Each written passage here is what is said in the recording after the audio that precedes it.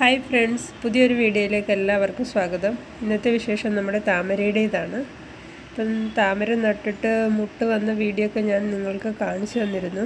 ഇപ്പം ഈ ആദ്യം വന്ന മുട്ട് ഏകദേശം വിരിയാറായിരിക്കുകയാണ്. അപ്പോൾ ഇതിനെ ഒന്ന് വിരിയിച്ചു കൊടുക്കണം. അത് ആദ്യമായിട്ടായതുകൊണ്ട് ഒരു പേടി, ഇതെങ്ങനെയാണ്, ഇതെല്ലാം വല്ലതും പൊഴിഞ്ഞു പോകുമോ എന്നുള്ളൊരു പേടിയുണ്ട്.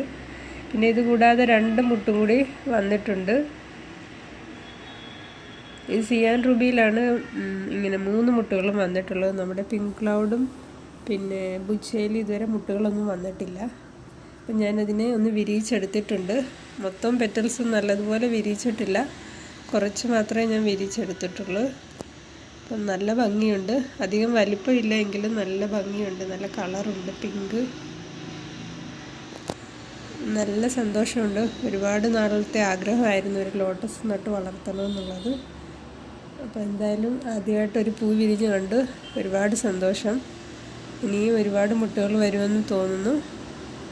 നല്ല ചൂട് സമയത്താണ് ഇതിൽ നിറയെ പൂക്കൾ ഉണ്ടാകുന്നതെന്ന് കേട്ടിട്ടുണ്ട്. എന്തായാലും ഇതിൽ പൂ വിരിഞ്ഞിട്ടുണ്ട്, ബാക്കിയുള്ളതും പൂ വിരിയുമെന്ന് തോന്നുന്നു. സ്റ്റാൻഡിങ് ലീഫൊക്കെ വന്ന് നിൽക്കുകയാണ്. അപ്പം എല്ലാ ദിവസവും ഞാൻ ഇതുപോലെ വന്ന് ഇല മാറ്റി നോക്കാറുണ്ട്, മുട്ട് വന്നിട്ടുണ്ടോ എന്ന്. രണ്ടിലും മുട്ട് വന്നിട്ടില്ല, താമസിയാതെ തന്നെ മുട്ട് വരുമെന്ന് പ്രതീക്ഷിക്കുന്നു. അപ്പം നല്ല ഭംഗിയുള്ള പൂക്കളാണ്, ഒരുപാട് സന്തോഷം.